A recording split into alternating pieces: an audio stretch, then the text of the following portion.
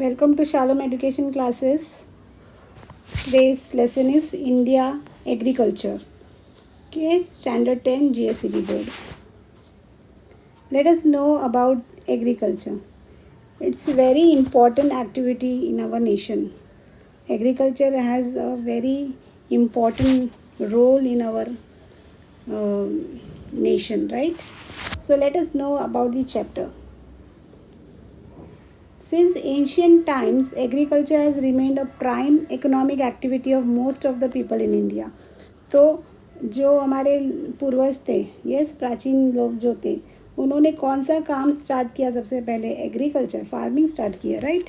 तो एग्रीकल्चर एक prime economic activity रहा है तब से इंडिया में, तब नहीं अभी भी. Even today also main support for the Indian economy is agriculture. तो इंडिया का जो इकोनॉमी है उसको सपोर्ट कौन कर रहा है अभी भी? आपका एग्रीकल्चर से ही ज़्यादा सपोर्ट आ रहा है, राइट? तो ये आपको भूलना नहीं है. Agriculture is an important resource of India. So आपको पता है ना रिसोर्स क्या है. हम लोग जो ज्योग्राफी का चैप्टर्स कर रहे हैं तो सारे कुछ रिसोर्सेज के ऊपर ही कर रहे हैं. तो रिसोर्स क्या है वो मैंने 2 चैप्टर में आपको समझाया. Resources are such things which we get in nature and which has the ability to fulfil our needs. Yes, तो वो उसको रिसोर्स बोलते हैं. तो एग्रीकल्चर भी हमारे लिए क्या है? It's one type of resource which is really very very important for India's economy. About 60% of the labour power is engaged in agriculture. तो यहाँ पे हम देखते हैं कि 60% से ज़्यादा लोग जो है कि इस काम में लगे हुए हैं, इस एक्टिविटी में लगे हुए हैं. यानी उनका जो अर्निंग है वो लोग कहाँ से उनको मिल पा रहा है? एग्रीकल्चर से, राइट? तो 60% याद रखो. ये फिगर याद रखना बहुत ज़्यादा ज़रूरी है, right? Besides supplying food to the people of India, raw materials for many industries also come from agriculture. तो एग्रीकल्चर से सिर्फ हमें फूड ग्रेन का जो नीड है वही फुलफिल नहीं हो रहा है. यहाँ पे जो एग्रीकल्चर है, एग्रीकल्चर से ऐसे भी बहुत सारे क्रॉप्स है जो कि रॉ मटेरियल बन चुके हैं बहुत सारे इंडस्ट्रीज़ के लिए. तो इंडस्ट्रीज़ को डेवलप होने के लिए एग्रीकल्चर होना, फार्मिंग होना बहुत ज़्यादा ज़रूरी है. फॉर एग्जांपल अगर कॉटन टेक्सटाइल इंडस्ट्री की बात करो तो कॉटन हमें कहाँ से मिलता है? ऑब्वियसली हमें मिलता है एग्रीकल्चर से, यानी फार्मिंग के एक्टिविटी से ही मिलता है, right? Agriculture occupies about 22% of the national product. तो नेशन का जो भी प्रोडक्ट है उसमें से एग्रीकल्चर का जो प्रोडक्ट्स है ना वो कितने परसेंट यहाँ पे हम लोग देखते हैं. इसका जो कंट्रीब्यूशन कितना है? 22% है. Crops and other farm products hold about 18% contribution in export which earns huge foreign exchange. तो देखो एक कोई भी नेशन है तो कोई भी नेशन एक आइसोलेटेड वे में नहीं रह सकते. नहीं बोल सकते कि हमें अकेला रहना है. दूसरे देश के साथ में हमारा कांटेक्ट है, हमारा इंपोर्ट है, एक्सपोर्ट है. बट यहाँ पे हम ये देखते हैं कि जो एग्रीकल्चर या एग्रीकल्चर प्रोडक्ट्स है उसका जो हम लोग एक्सपोर्ट करते हैं उससे हमें बहुत ज़्यादा क्या मिल रहा है? फॉरेन एक्सचेंज, यानी फॉरेन जो इनकम है वो हमें मिलता है, राइट? तो इसका कंट्रीब्यूशन कितना है? 18%. तो बहुत ही ज़्यादा अच्छा है. The Indian economy is mainly dependent on agriculture. तो इंडिया का इकोनॉमी क्योंकि हमने देखा कि 60% से ज़्यादा लोग इस एक्टिविटी में क्या है? लगे हुए हैं. तो ज़्यादा से ज़्यादा जो हमारा आमदनी है या कमाई है कहाँ से मिलता है? We get it from the agriculture. Thus India is an agrarian nation. तो इसीलिए इंडिया को एक अग्रेरियन नेशन बोलते हैं. अग्रेरियन नेशन क्यों बोलते हैं? क्योंकि पहले से हमारे पूर्वजों ने जो स्टार्ट किया काम वो है एग्रीकल्चर. आज भी बहुत सारे लोग इस एक्टिविटी में लगे हुए हैं. इसका जो 22% इसमें से जो एग्रीकल्चर से हमें मिलता है नेशनल प्रोडक्ट, यस. और इसका जो एक्सपोर्ट है वो 18% उसका देख सकते हैं हम लोग. उससे हम लोगों को फॉरेन एक्सचेंज मिल रहा है, यस. और हमारा जो एग्रीकल्चर की वजह से इंडिया का इकोनॉमी बहुत ज़्यादा डेवलप हो रहा है. तो India is N agrarian nation. In most of the areas in India, 2 or more crops annually can be taken due to factors like fertile plains, favorable climate for round-the-year cultivation, irrigation, skilled and hard-working farmers, etc. अब ऐसे कई सारे areas हैं India में, यानी regions है जहाँ पे एक साल में 2 से ज़्यादा क्रॉप्स आप क्या कर सकते हो, ग्रो कर सकते हो। क्या रीज़न है इसका? रीज़न बहुत सारे, देखो अब देखो मैंने पढ़ा था, fertile plain area, climate favourable है वहाँ पे, और इरिगेशन फैसिलिटी है, और जो फार्मर्स है वो बहुत ही ज़्यादा स्किल्ड है और मेहनती है। यस, तो ये रीज़न है जिसकी वजह से कोई रीजन है इंडिया में, कई रीजन है इंडिया में जहाँ पे 2 से ज़्यादा क्रॉप्स क्या कर सकते हैं, ग्रो कर सकते हैं। Even then the progress in the field of agriculture is not sufficient. फिर भी देखते हैं कि इतना कुछ रहने के बाद भी हमारा जो प्रोग्रेस है एग्रीकल्चर में वो काफ़ी नहीं है, क्योंकि हमारा डिमांड बढ़ते जा रहा है, right. The Indian farmers are generally poor and uneducated. Skilled तो है, मतलब स्किल्ड लेबर है, हार्ड वर्किंग है, बट वो क्या नहीं है, एजुकेटेड नहीं है, वो पुअर है।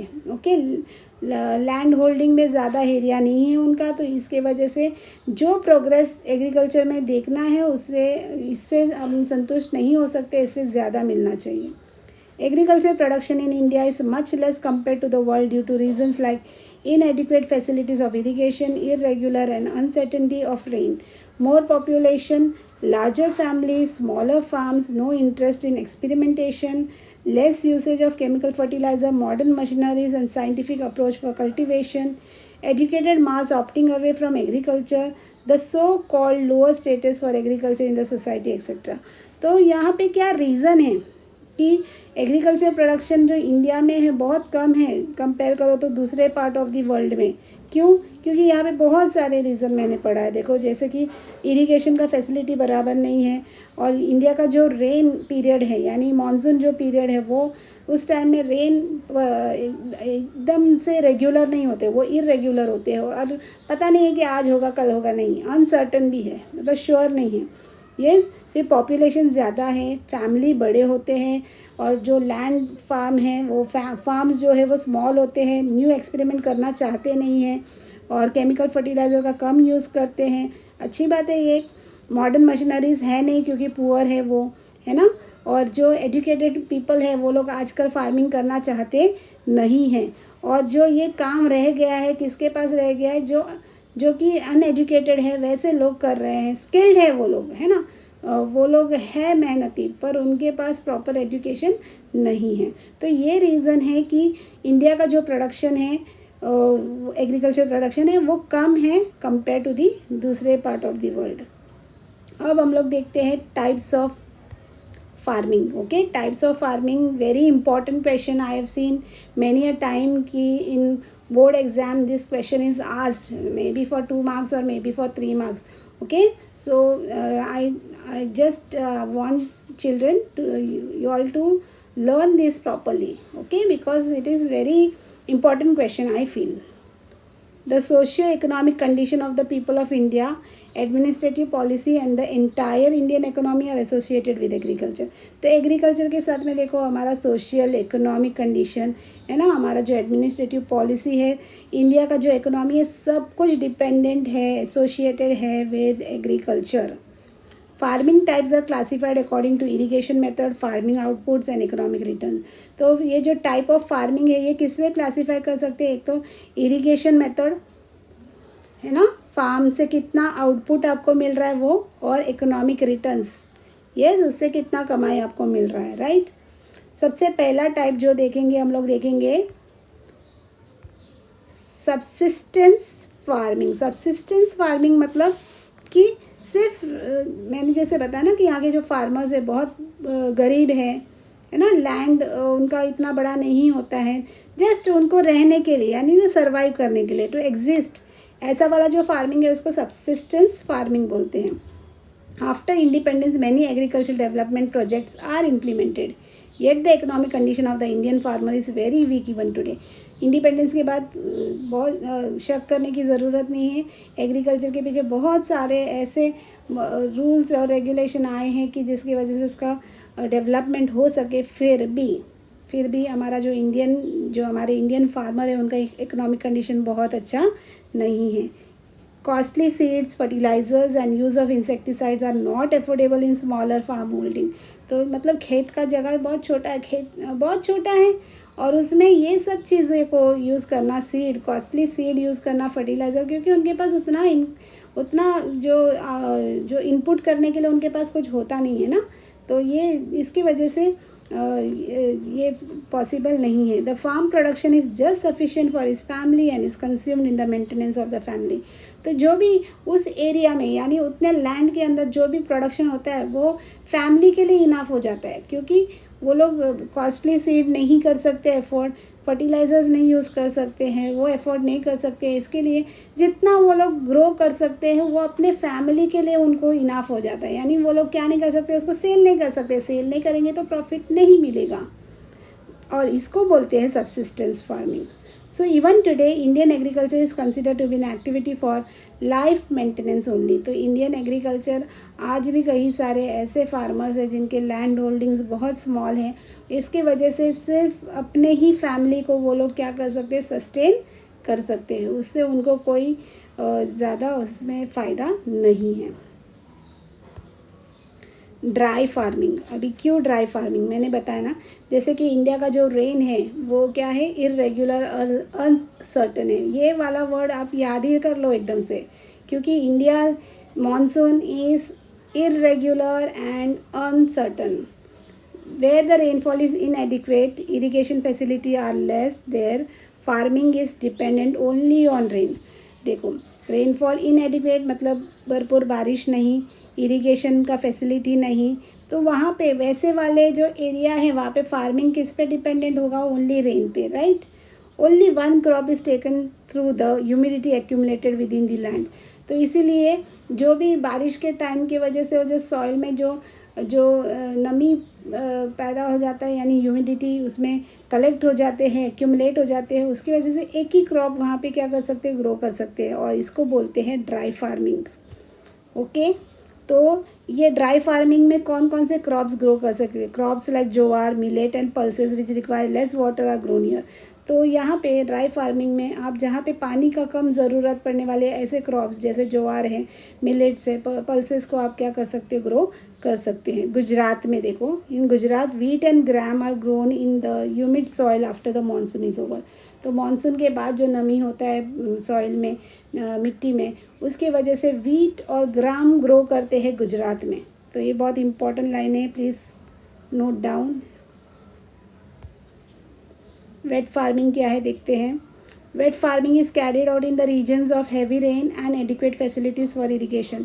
तो wet farming just dry farming का ऑपोजिट है, जहाँ पे हैवी रेन और अच्छा फैसिलिटी हो इरिगेशन के लिए वहाँ पे।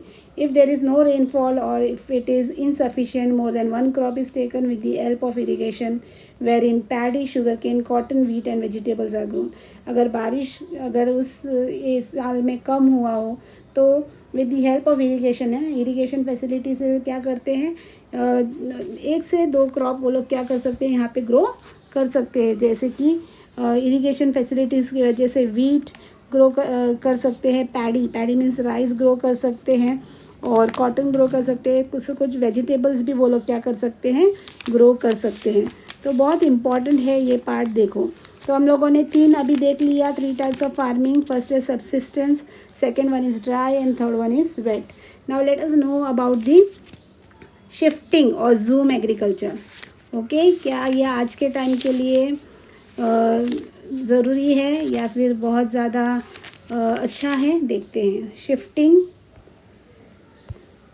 शिफ्टिंग और jhum agriculture. Here forests are burnt and cleared and farming is carried out there। Shifting agriculture में क्या करते हैं, बहुत इंपॉर्टेंट है, देखो ये पॉइंट। यहाँ पे फॉरेस्ट एरिया को क्लियर करते हैं, यस, फॉरेस्ट को क्लियर करते हैं, उसे जलाते हैं ना, और क्लियर करते हैं उस एरिया को, और वहाँ पे फार्मिंग कैरी आउट करते हैं। The farming takes place for 2 और 3 ईयर्स। यहाँ पे फार्मिंग कितना साल आप कर सकते हो, 2 से 3 साल ही। उसके बाद क्या, when soil fertility is reduced, that area is abundant and the same method is applied to start farming at other places। अब जब यहाँ मैंने बताया 2 से 3 साल ही यहाँ पे आप क्या कर सकते हो, उस पर्टिकुलर एरिया में आप क्रॉप ग्रो कर सकते हो, क्योंकि फर्टिलिटी कम हो जाता है। उसके बाद में वो लोग सेम प्रोसेस को रिपीट करते हैं दूसरे एरिया में। ओके, और इसे बोलते हैं जूम कल्टीवेशन, और इसको बोलते हैं आप लोग क्या बोलेंगे, जूम कल्टीवेशन, राइट। तो ये बहुत इम्पॉर्टेंट है, जस्ट रिमेंबर यहाँ पे वो लोग क्या कौन से टाइप के क्रॉप्स ग्रो कर सकते हैं. सीरियल्स और vegetables are grown in this type of agriculture. Okay, this the production is less in this type of agriculture. और सीरियल्स और वेजिटेबल्स को ही क्या कर सकते हो आप, ग्रो कर सकते हो यहाँ पे. और प्रोडक्शन बहुत अच्छा नहीं होता है यहाँ पे. Production is not very good over here. So I hope you understand shifting agriculture, which is not the way we should do for agriculture, right?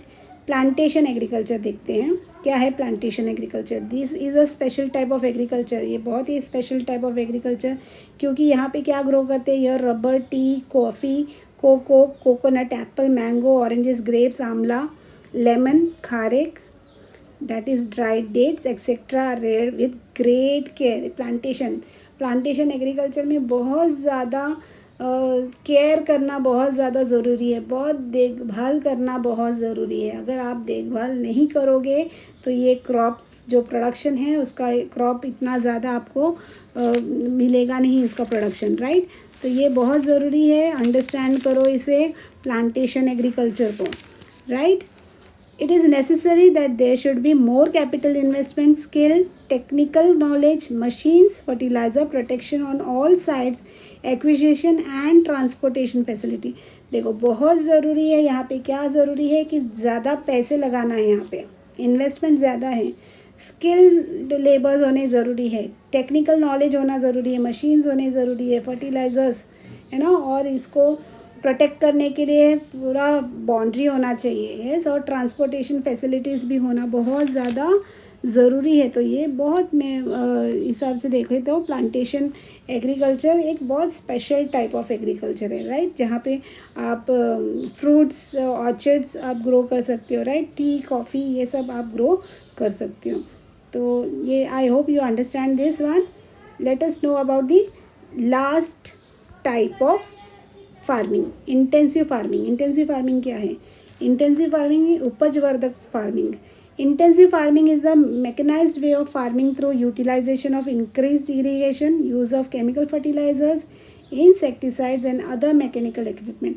तो ये फार्मिंग क्या है? जहाँ पे मशीन्स मीन्स मशीन वे से मैकेनाइजेशन के साथ में यहाँ पे फार्मिंग किया जाता है, जहाँ पे ज़्यादा इरीगेशन की ज़रूरत है. फिर यहाँ पे यूज़ ऑफ फर्टिलाइज़र बहुत करते हैं, इंसेक्टिसाइड्स को यूज़ करते हैं, मैकेनिकल इक्विपमेंट्स होना बहुत ज़्यादा ज़रूरी है. Cash crops grow more in this type of farming. Intensive farming में सबसे ज़्यादा कौन से क्रॉप्स ग्रो करते हैं? Cash crop. कैश क्रॉप में आप देखोगे क्या आएगा? कैश क्रॉप में आप देखो कि शुगर केन, ये आएगा कैश क्रॉप में. ओके, आप क्योंकि उसमें क्या होता है कि आप उसमें इजीली इकोनॉमिक रिटर्न्स बहुत इजी होता है. The per hectare production has increased very much year and the area sown under this crops has increased. तो पर हेक्टर प्रोडक्शन भी ज़्यादा होता है, और जो कि ये क्रॉप है बहुत ज़्यादा एरिया में क्या कर रहे हैं आजकल लोग ग्रो करने की कोशिश कर रहे हैं. As more importance is given to economic return in this type of farming. क्योंकि इसमें क्या ज़्यादा किस पे ज़्यादा जोर दिया गया है? इकोनॉमिक रिटर्न्स पे. क्योंकि कैश क्रॉप मतलब दे दो और पैसे मिल जाएगा उसका.